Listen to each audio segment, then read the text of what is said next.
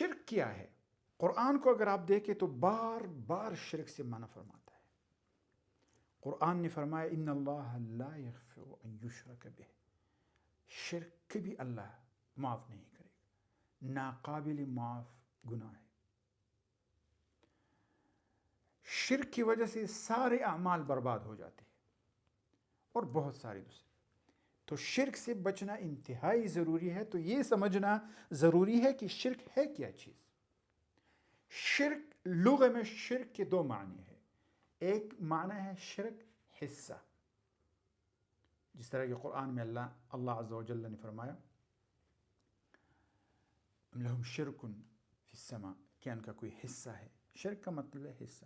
اور دوسرا معنی ہے شرک ایک پروسیس ہے، اللہ کے ساتھ شریک ٹھہرانے کو شرک کہتے ہیں. شرک کی تعریف کیا ہے؟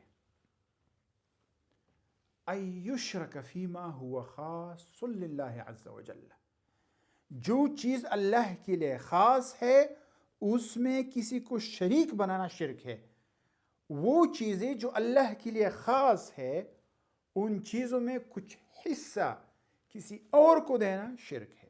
دیکھیے بعض لوگ کہتے ہیں کہ شرک کا مطلب ہے معبود بنانا. یہ غلط ہے. یہ صرف ایک جز ہے. جو چیز اللہ کے لیے خاص ہے وہ اللہ کے لیے خاص ماننا توحید ہے، اور ان چیزوں میں ایک حصہ کسی اور کو دینا شرک ہے. اب یہ سمجھنا انتہائی ضروری ہے کہ کون سی چیزیں ہیں جو اللہ کے لیے خاص ہے. 4 چیزیں ہیں. پہلی چیز جو ہے وہ اللہ کی ذات ہے. دوسری چیز جو ہے وہ اللہ کی صفات ہے.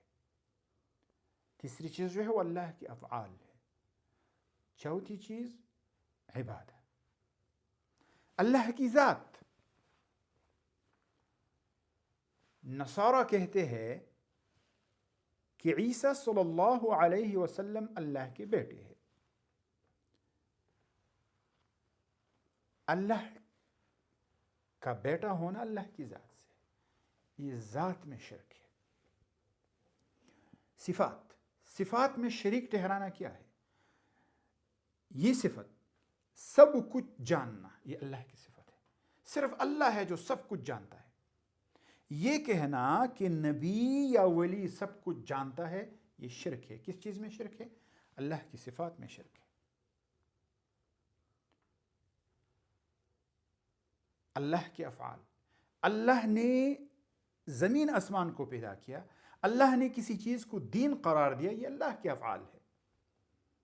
یہ کہنا کہ کوئی بھی امام، عالم، مفتی وغیرہ دین بنا سکتا ہے اور اس کی بات دین ہے، یہ افعال میں شرک ہے.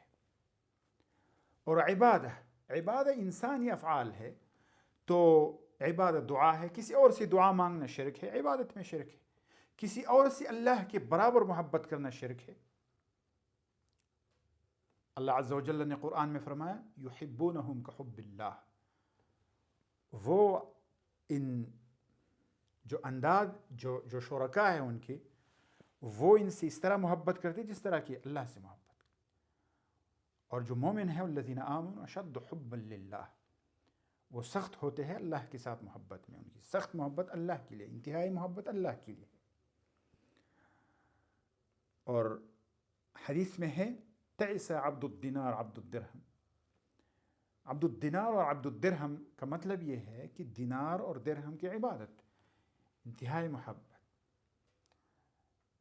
تو یہ 7 جو ہم نے پڑھے تھے اجزاء، کمپوننٹس، جو عبادت کے جو کمپوننٹس ہے، ان میں سے کسی چیز کو اللہ کے علاوہ کسی اور کو دینا، حصہ دینا، یہ ہے شرک. بارک اللہ فیکم.